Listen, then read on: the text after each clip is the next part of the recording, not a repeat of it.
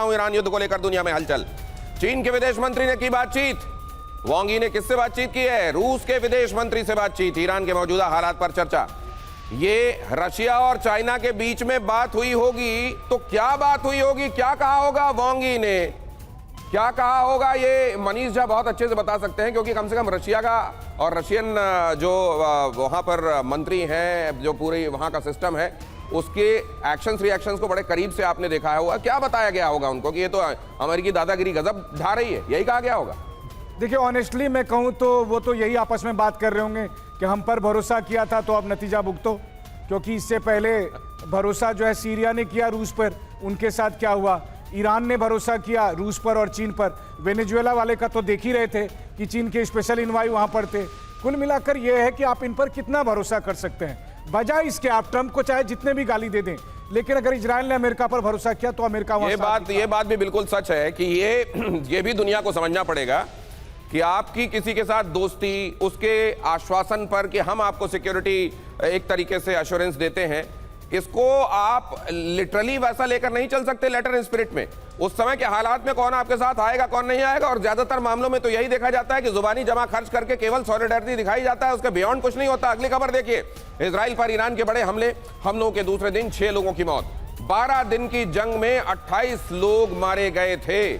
12 दिन की जंग 2025 वाली ही जून के महीने में, उस समय क्या हुआ था हम आपको बता रहे हैं। इजराइल पर ये जो ईरान के बड़े हमले हुए हैं, हमलों के दूसरे दिन 6 लोगों की मौत हुई है और 12 दिन की जंग के दौरान 28 लोग मारे गए थे। हालांकि इस नंबर को लेकर ईरान का दावा दूसरा था, लेकिन तब 28 लोगों के मारे जाने की खबर आई थी। अगली खबर देखिए, ईरानी मीडिया के हवाले से एक बड़ी खबर, ऑपरेशन ऑनेस्ट प्रॉमिस की 8वीं लहर। ईरान के दुश्मनों पर हमले तेज, दुश्मन के खिलाफ बड़े पैमाने पर हमले। ईरानी मीडिया के हवाले से यह बड़ी खबर है, ऑपरेशन ऑनेस्ट प्रॉमिस की 8वीं लहर। ईरान के दुश्मनों पर हमले तेज, दुश्मन के खिलाफ बड़े पैमाने पर हमले। ईरान की तरफ से यह कहा जा रहा है कैप्चर द खैबर, और दूसरे ये ऑनेस्ट प्रॉमिस।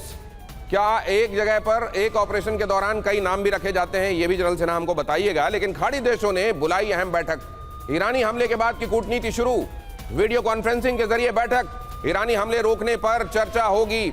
खाड़ी देशों ने आपात बैठक बुलाई है। जाहिर है वो भरम कि हमको अमेरिका की सुरक्षा हासिल है और हमको हमारा कोई बिगाड़ नहीं सकता, ये भरम टूटा है और बुरी तरह टूटा है। तो इसको लेकर जाहिर है रिव्यू करना चाहते हैं सारे खाड़ी देश कि भाई साहब भरोसा किया जाए क्या इस तरह के एश्योरेंसेस पर।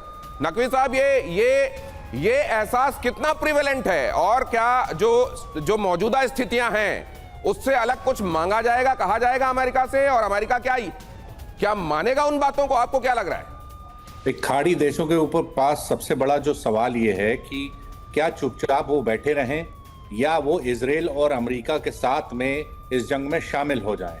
ये एक बहुत बड़ा सवाल उनके पास है, क्योंकि ईरान ने तो क्लियर कर दिया है कि जहां जहां अमेरिका के बेस है वो उन पे अटैक करते रहेंगे जब तक कि उनका अमेरिकन इंफ्रास्ट्रक्चर पूरी तरह से उन कंट्रीज में डैमेज ना हो जाए, या वो इस काबिल ना बचें कि वो ईरान पे हमले में किसी तरह का सपोर्ट दे पाएं।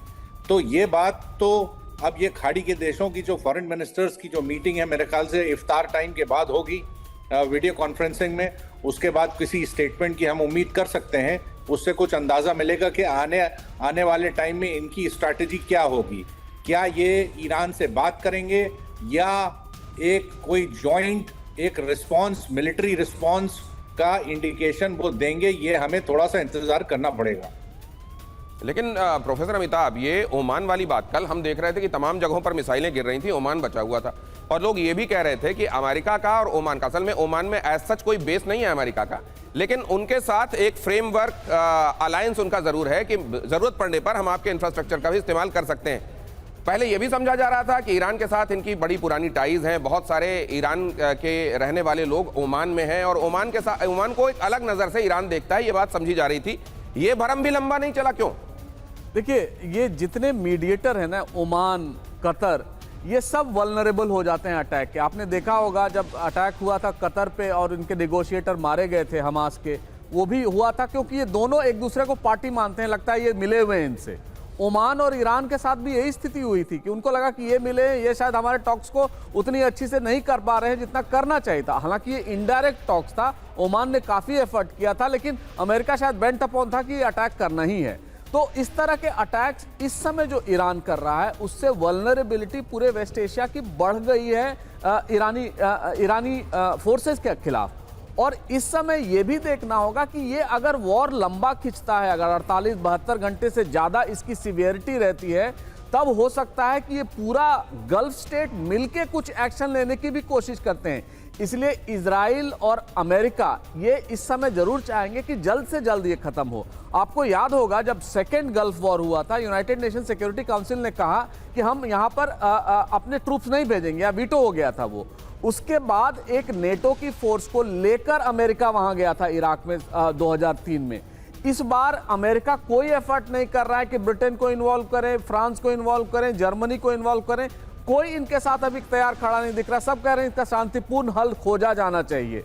और अगर इसी तरह चलता रहा तो जो अंडरटेकिंग, मनीष झा जिसका जिक्र भी कर रहे थे, जो अंडरटेकिंग सिक्योरिटी का यूएस ने पिछले 50-60 साल से किया था कि वेस्ट एशिया में वो सिक्योरिटी गारंटी करेगा, ये उससे तेल का आयात निर्यात जो ये देश करते हैं उनमें कहीं ना कहीं इसका स्टेक होगा।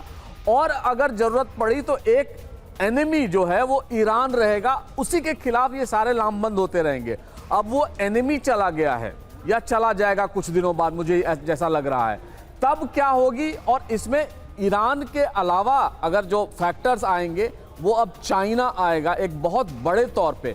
तो हम ये मान लें कि रेजिस्टेंस खत्म हो गया इजराइल का, अमेरिका का। इस दुनिया में तो ये अंदाजा भी लगाया जाने लगा है कि क्या 2028 तक यूएस वर्सेस चाइना भी हो जाएगा क्या। बहुत सारे लोग ये बातें भी करने लगे हैं कि अब उसकी बारी है। ये क्या वाकई उस तरफ चीजें जा रही हैं, या ये इस तरह की स्थितियों में अक्सर लोगों को लगने लगता है, ये भी मैं आपसे समझूंगा। लेकिन उससे पहले मिडिल ईस्ट के हालात पर पोप ने चिंता जताई।